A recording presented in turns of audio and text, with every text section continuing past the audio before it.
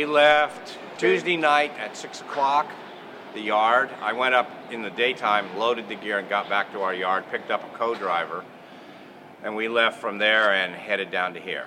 We got here yesterday at noon, Texas time, so it took about 48 hours. When you're coming away from the game, there's usually more response because usually you pick up a lot of fan traffic. So leaving a stadium, there's a fair amount of traffic that you get owed by and stuff. Approaching an opposing stadium, sometimes you get other hand gestures, but for the most part it's positive. You get a lot of honks, you'll see a lot of flashing going off in cars as they take photos of the trailer going by. And it's fun, it's a lot of fun. We both have 53-foot dry van trailers, so we have 106 feet of trailer room. They're 102 inches wide, 13.5 feet tall, and that is left to the discretion of Pooh and Kenny from the university. Whatever they need to take, we find a way to fit it in.